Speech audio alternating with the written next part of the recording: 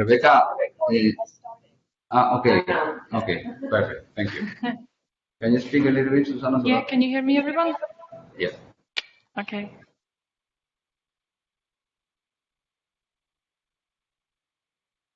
Can I start now? Okay. Okay. Hello, everyone. In my presentation, I would like to talk to you about the calculation of a SROM value from a new defined odorant from an EROM comparison.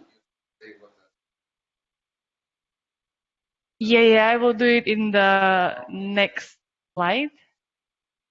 Yeah, so I would like to first talk about some terms and some definition which I'm going to use during the presentation. So the short ITE stands for individual threshold estimated. Then the short SROM stands for Secondary Reference Odor Mass, and EROM stands from European Reference Odor Mass. Then next in my presentation, I'm going to calculate standard deviation, which when we want to calculate the standard deviation for the laboratory, when we're using a reference material, we're using the equals over there. Then I'm going to calculate an intermediate precision limit when I'm going to use this equals, and to expand it to calculate the expanded uncertainty. This one is defined as two-sided confidence interval, as you can see on the equals on the bottom. And when we want to calculate the expanded uncertainty of the measurements of logarithmic of the odorant concentration for the environment samples, we use this equal on the bottom of the slide. In the next slide, I would like to talk about the procedure for establishment of a robust estimated value for a secondary odor reference mass. So to the molar equality SROM, which correspondent with 1 EROM, is determined by repeatedly measuring of ETI for secondary odor reference mass, and it's compared to the ETI we get from the N-butanol. To get this per ITE, we do it experimentally by using panel members, and each of them are supposed to produce at least 8 ETR pairs. To get the relationship between SROM and ETI, we should get 120 measurements of the ETI values, ITE values of SROM, which is our odorant understudy, and we should carry it out at least by 2 panel sessions using at least 16 individual panel members, and each of them should produce at least 4 valid ETI results. Then we should do the same for N-butanol. All these measurements we get from ITE value, then we calculate the logarithmic value, and we calculate the difference between these pair ITE's values from our studied odorant and for the N-butanol. Then we can calculate the SROM value, and it's calculating by multiplying the molar amount of EROM, which for N-butanol is 1.659 micromole, and we multiply it by the radian, which we get like the antilog of the arithmetic mean of the individual observed difference of the logarithm of pair ITs. And in the next step, we calculate the standard deviation for the measurements. In my next slide, you're gonna see. Now I see myself double. Oh, sorry. I'm gonna ask from. Okay. Okay. In my next slide, I'm gonna show you an example of calculation of the EROM value for a new defined odorant from EROM comparison. In this next 4 slides, you're gonna see a table with some results which were get from the panel session. In this panel session, 16 panel members were used. They were measuring for 4 days, and each of these members get. Okay. So in this table, and also on the next slide, you will see that this result will get also in this table. These results were get by the first day, and during the first day, we used the panel members from which they had these numbers, and each of them produce 4 pairs of ITE results in micromole per mole, and one of the results was for N-butanol, and the other one was for our studied odorant. On the next slide, you will see the results during the second day, and during this day we use the other group of the panel members, not the same one, and on the third day they switch. Okay, so from these results, then we convert all these ETR results to the logarithmic value, and we calculate the difference between these pairs, like we calculate the difference between pair of ETA odorant and N-butanol. Then we calculate the average logarithm. When we get this value, we can calculate the standard deviation by the equal.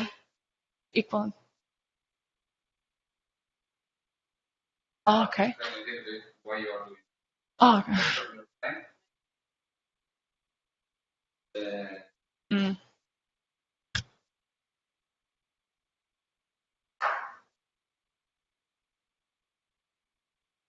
Because you're explaining about many concepts that they don't know. Okay. Okay, sorry guys. Can I get your mouse a little bit? Because I'm going to show you a little bit about the table. Okay. I didn't, can you hear me? Can you hear me? Yeah, I can. Yeah, I can. I can. Okay, so Can I? what Zuzana is trying to make a point here in this presentation is what was in the past and what we have now, right? So in the past, we used N-butanol only for calibration of panel lists, right? What she's presenting now is the new standard is going to have a new way to calibrate the people that is participating in olfactometry. And I'm going to go back to the, sorry. So in this table that you see here, what would you do normally? You would have different panel members, right? And you will expose them to different N-butanol concentrations. You all read the EN13725. I hope you know what I mean. So what she's presenting now is where ITE is, remember, individual threshold estimate is the detection limit of each panel. So the procedure that she's presenting is trying to compare the results of N-butanol with that of what she says is an SROM. SROM is secondary reference odor mass. So we have a primary reference odor mass, which is N-butanol, and this primary odor reference mass that before it was called the EROM, European Reference Odor Mass, was N-butanol, and you use this gas to check if the panelists were right or wrong. Now, with the new standard, there will be introduction of other reference odor masses, and the standard does not specify which chemical compound. The standard only specifies a procedure to compare the results of your gas with that of the primary reference odor mass, which is N-butanol. So in this table, what you see here, These are the results of the calculations. yeah. Oh. What you see here is you get panel member 5, and when he's exposed to a concentration of X, the detection limit of this bag, he detects at 97 dilutions. And the bag with another sample, we don't know the chemical compound, he got 214. Yeah. It's both. It's both. Because when you dilute, this is the mole is a volume, it's a mass, but it is it's when you compare micromole with mole of air, it's a volume, it's the same. call it mole, it doesn't really matter. So then you put again the same panelist with another concentration, and immediately after that you show to the panelist a different concentration, 146 he detects. So now what you have is what Zuzana is calling like pairs. This is a pair, this is another pair. Look that they have different concentrations. They don't need to have the same concentration. What we want to detect is if there is a relationship in how the concentration changes and how the perception of smell changes. So they do not need to be the same. They do not need to be increasing or decreasing or nothing like this. So once you have what she calls pair, this is one pair, this is the second pair, this is the third pair, this is the fourth pair of values, then it goes the next formula that she's showing. So just I didn't do the introduction. What she's going to speak is about the calculation of the secondary or reference odor mass. This is something new, no one has ever done before, and how you relate to the individual threshold estimates of each panelist. Sorry for interrupting you. Yeah. No, they don't need to be the same concentration all the time. But in this example, they have the same concentration. In this example, they have the same concentration because the individual threshold estimate it's always changing between one range and the other one. So it looks like it's the same concentration here and the same concentration here. And here the same concentration, the same concentration. Because, of course, if you have a chemical concentration, it doesn't mean that you will always have, this person will always detect the odor at the same odor concentration because there is some uncertainty there. More questions? No? Okay, so go ahead. Okay. Sorry, my mistake. I wasn't sure how much to talk about everything. Yeah, I wasn't sure to talk. Yeah, I wasn't sure. So as I was saying, then we turn all these ETI measured values to the log IT IT values to the logarithmic values, and then we calculate the difference between the pair we measured before. So we calculate the difference between our odorant under study minus the N-butanol. Then we calculate the average logarithm. When we get this value, we can calculate the standard deviation by this equation, and from the standard deviation we can calculate the uncertainty, which is calculated by this equation, and this N stands for the number of the measurements we have. The expanded uncertainty is by this equation when we multiply this standard uncertainty by K, and in this case, K stands for number 2 because we use the 95% confidence. So the number for the K in all the calculating is number 2. In this, yeah.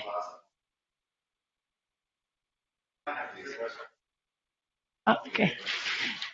In this table, you can see the results from the equivalence before. So we see the number of the average logarithm, the standard deviation, then the uncertainty. And by this uncertainty, we can calculate the expressed uncertainty to calculate the upper and lower limit. And when we antilog these numbers and multiply them with the molar amount for N-butanol, which is 40 micromole, we got the concentration or our studied odorant, which is in the average is 157 micromole per mole, and the lower value is 144, and the upper value is 170, if you want to express the interval.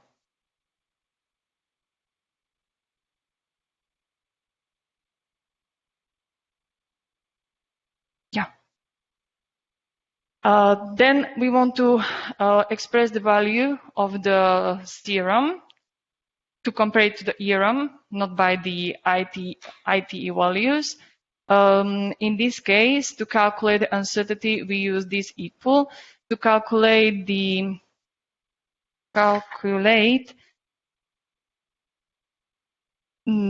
standard uncertainty, we have to compare all the uncertainties during all the measurements. So we calculate the uncertainty of our reference material, our study material, and also the comparison factor. And the number of the standard uncertainty is 0.12. And when we double it by 2, which is the number from the coefficient, and then multiply it for 100, so we have the percentages, we get that then we get the uncertainty for our measuring level 23%. To calculate the value of SROM, we do it by multiplying the molecular value for N-butanol, which is 1.649 micromole, with the antilog of the average difference of the logarithm. In our case, we get that the value of our studied SROM is 6.52 micromole. Then in before we calculated that the uncertainty will be 23%. So the 23% of 6.23 equals to 1.51. So then we get that the SROM value for our study deodorant will be 6.52 plus minus 1.51 micromole. Okay, and that's all from me. Thank you for your time.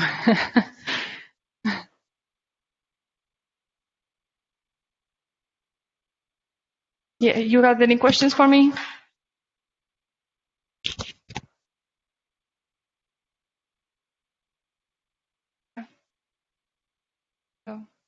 No, no one, I think so.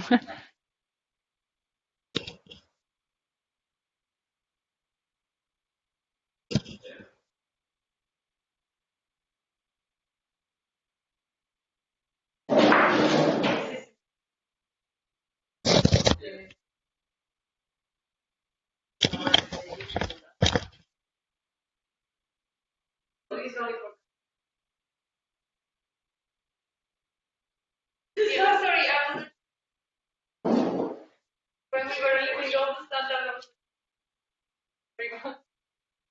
or not, so I just started to talk.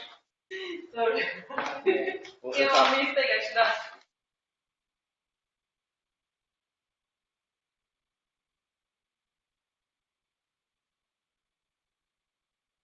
Okay, guys, Cynthia asked if now with the new standard all laboratories need to do this. And I didn't explain why we introduce a secondary reference odor mass. Why there is a need for that. Because we were fine when we had the primary reference odor mass with the European reference odor mass with an EROM. Why we need to have a secondary reference odor mass? Do you have any idea? Isidro? Nerea? Rebecca? Why do we need a secondary reference odor mass? Yes? Okay. To be more exact. Explain why. Okay. Maxi can answer, but he's not now with it.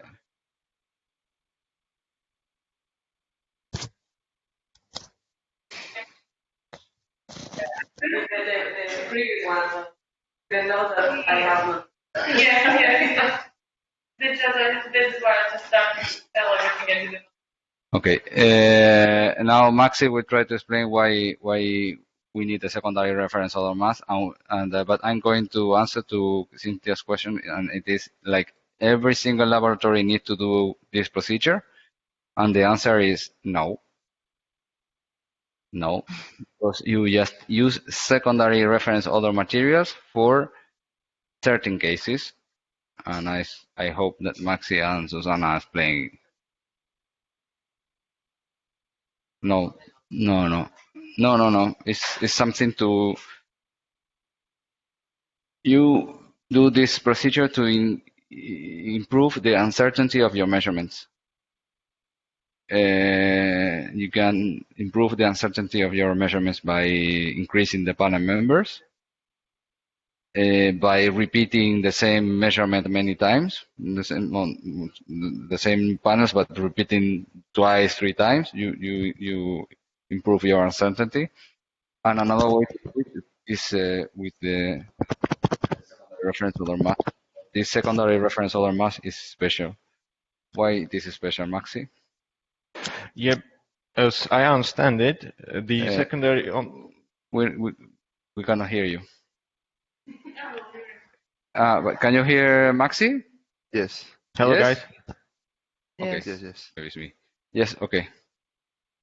So as I understand it, we use the secondary reference odor mass in order to calibrate people's noses, because their individual threshold doesn't have to be the same for the measured chemical. So Exactly. just to use the N-butanol is not very precise, as to say.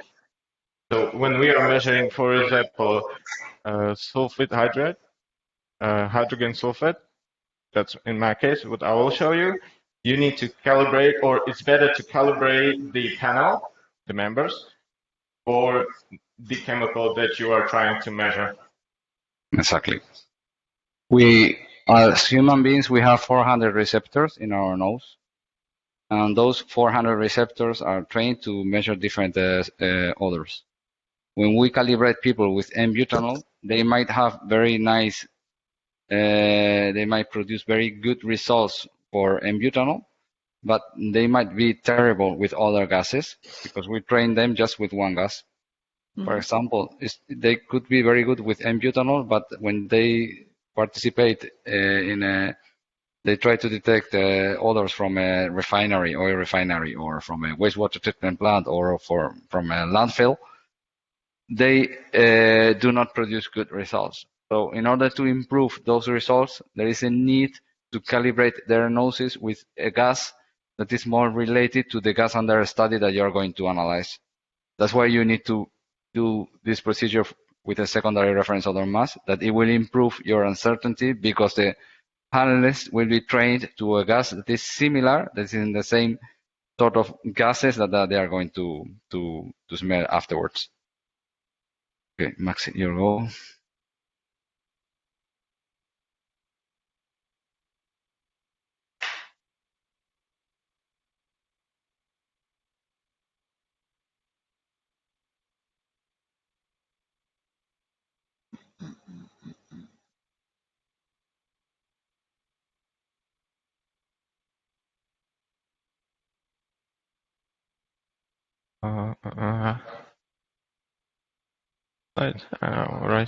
Right. Sorry?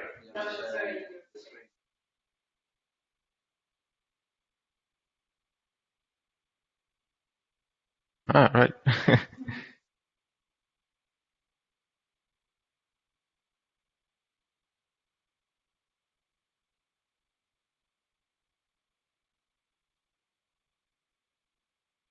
Just give me a second. Yeah, I was sharing my screen before, so it should be fine. Just give me a second.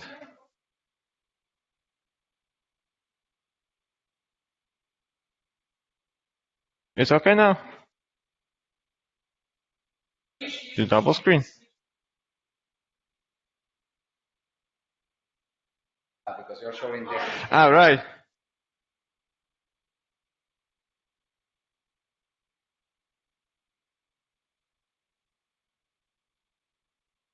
Yeah, I'm sharing this screen instead of that screen. Yeah, okay. Should be good. Anyway. I'm going to show you something about the measurement uncertainty calculation, how to use the EROM and SROM in order to calculate the interval in which we can present our result. First of all, some abbreviations. As Zuzana said, EROM is the European Reference Odor Mass. SROM is the Secondary Reference Odor Mass. CRM is the Certified Reference Material, and ITE is Individual Threshold Estimate. And as I'm going to say panel a few more times during this presentation, it is a group of test people, at least four of them, that are going to present they are going to be presented with the odor. In these first two tables, we can see the odorant, the standard odorant that is provided by a supplier. It is 4 different concentration of N-butanol with standard EROM of 0.0 micromoles per mole. And this is the certified analytic concentration of these 4 samples. And then it's calculated into the odor units per meter cubic, which is different for every N-butanol. And this second table, I can hate myself. And the second table is used to calibrate the noses of the panel members. It is also like paired measurement, which one is done on panel A and one is done on a panel B at the same day. For example, in the morning, panel A, and in the evening or in the afternoon, panel B. They are trying to hit the mark of, let's say, CRM used is number 1, which is this one, and butanol, which has the odor unit per meter cubic of 580 units, and they are trying to hit this number with these measurements. We are sort of calibrating their noses, how precisely they can smell it. So for number 3 and number 3, it's 1722, and it is supposed to be 1740. To calculate the uncertainty, which is this, we need to what is minus? It's subtract. Yeah, thank you. We need to subtract the logarithm of these values, also this value, and minus value that was provided by the supplier, which is this one, for example. And now we will get the bias of each panel of each day for each measurement. Then we use another calculations for the estimated mean bias with respect to the odorant, to the reference odorant, which is the summary of all the biases divided by number of measurements, which is the N, which is calculated as 2 times M, which is the number of environmental samples. Then we calculate the standard deviation, standard uncertainty using the difference between every individual bias and the mean bias, and to squared. And the rule is that the contribution of overall error of resolution of the method, of the instrumental method used, must be lower, or cannot be dominant contributor to the uncertainty, which is therefore we use that, or we apply the equation that standard uncertainty must be larger than the resolution of our method. In this case, we can see that those numbers are correct, or it satisfies this need. And in this table, we can see the measurements that were done by the panel A and panel B, for a specific odor, and then we correct those numbers using bias that we calculated just before. and it is just easy subtraction of. No, yeah, it was different people, but during the same day, but in the morning and in the afternoon, but different people, different set of people.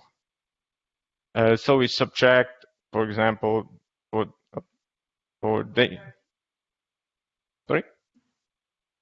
one, we subtract this number, the logarithm of concentration that was measured, minus bias that we calculated, and it equals to this table that we can use in order to calculate the results, the result that we're going to present.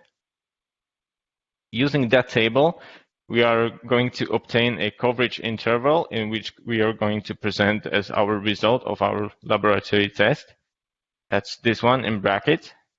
It's anti-log form.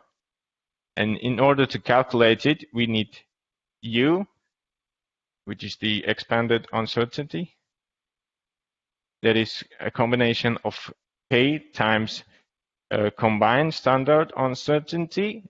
And I can explain the K, what it means. It's the coverage factor. It determines the confidence in the data point with an... Yeah, if you need a confidence interval of 95%, that means that 95% of measured data will be within the interval. You use K equals 2. When you use K equals 1, it is just 68% confidence interval. Yeah, and in order to calculate it, we need to do some calculations with these type of equations. They are, this is the standard intermediate measurement precision, which is calculated from the difference of data biases, or using this table, and difference between panel A and panel B, which is panel A, panel B squared divided by number of measurements, or number of measurements, and it's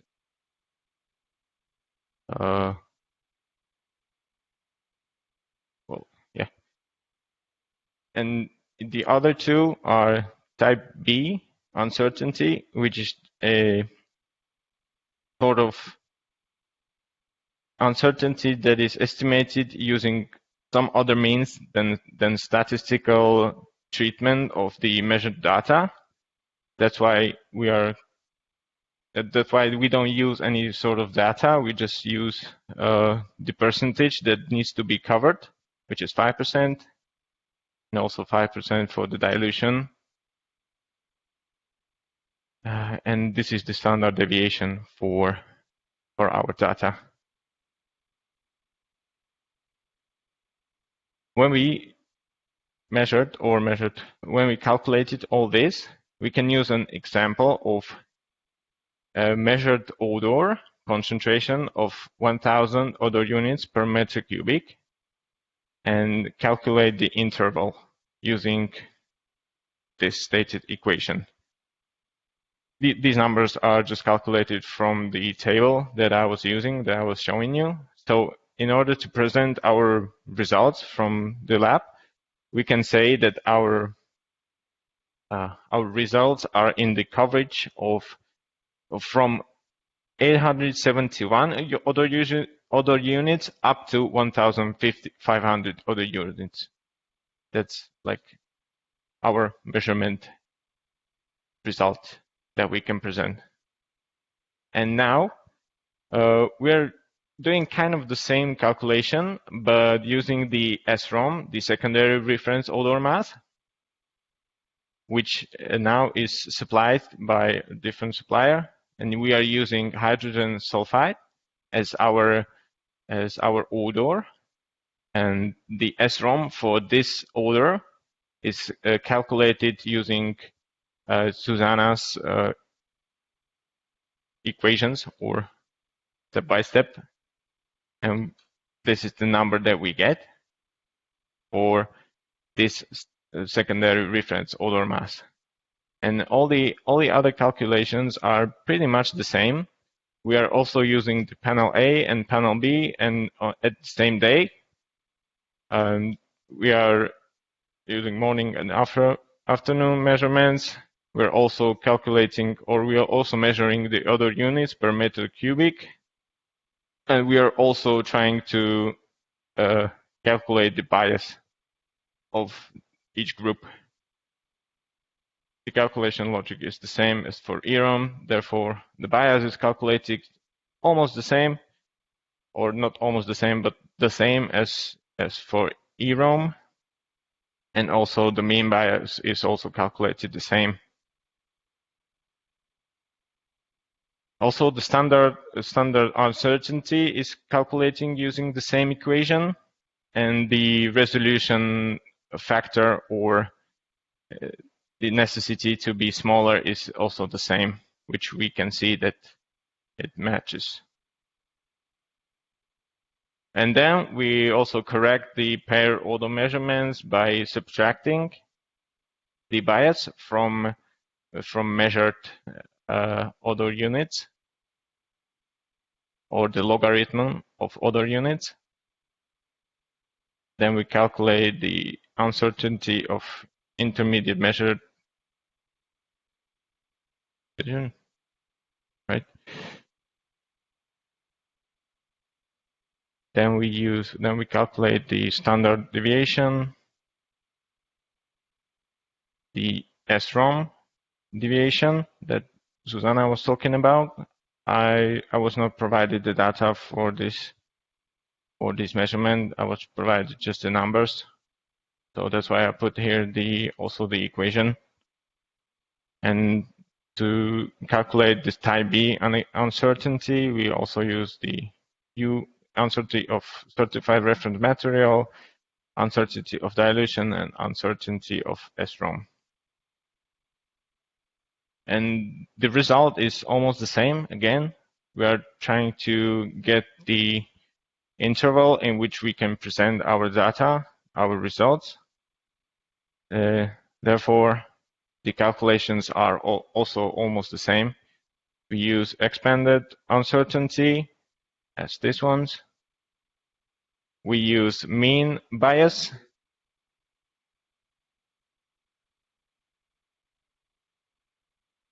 No. This is the mean bias that both panels have, and this is the expanded uncertainty for both panels for the entire measurement.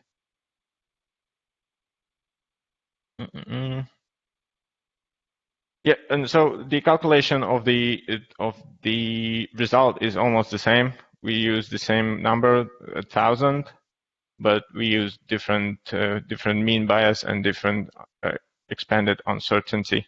Therefore, the numbers are not the same, but the result is presented, or we can express it as our measurement is certain within 700 and 998 odor units per meter cubic, up to 1,266 odor units per meter cubic.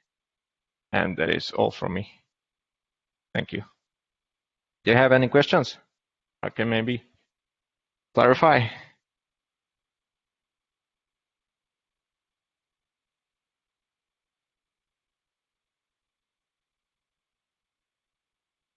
I was not sure. In this slide, I've used the calculations that were done there, but I'm not sure they are corrected or correct. It is SRO. I think it's missing M, but the calculations should be the same. Maybe I'm not sure if we can compare two panels of different people when they are it's very effective how you smell these odors, and everything can be compared. Yes. Do they have the same technique? Zuzana is asking, because she doesn't have the microphone, if we can compare two panels of different members if we can compare the results. And actually, in a day-by-day basis, in an olfactometric lab, panelists are changing all the time.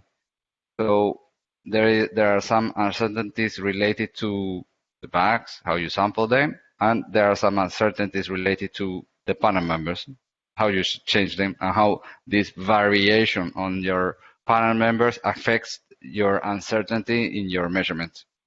So yes, you can compare this, and this is procedure is actually defined in order to do that. Now, I don't want you to learn those formulas there. That those are typical formulas for calculation of uncertainty and expanded uncertainty and bias. Those ones, I never remember them. When I need to check them, I go and I see how they are.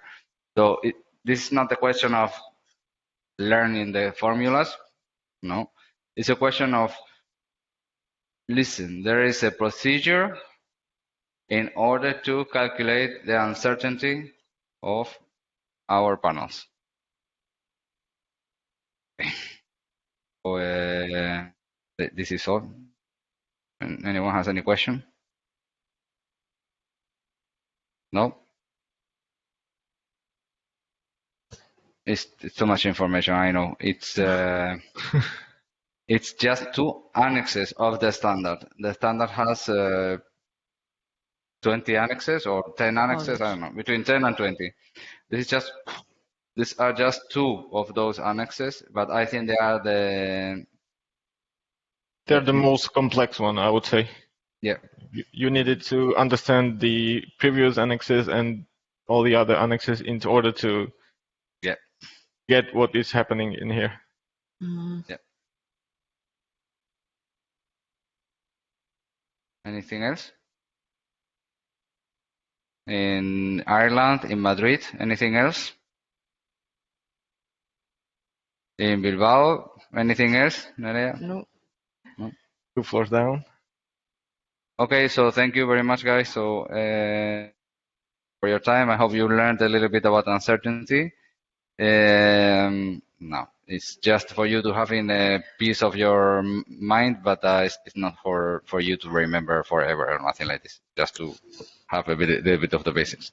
Okay, today we will not do any deck because we have many urgent things to do. Yoo-hoo! And so please do your things, and I will go now with Nerea because we have an urgent thing to do before we go for coffee. And I brought palmeras to all of you, and Rebecca, because you are not here, I will bring you another one on Friday. And Isidro, once you come here, you get the whole package. Can I have a question? Should we share our presentation with the network or the Nextcloud, or it's not necessary? Yes. We will put a folder so that you can upload the presentation. That would be great. I don't think there is a need to keep this. You can stop the recording if you want, Rebecca. There is no need to have the recording. Or do you want the recording? Any of you want the recording?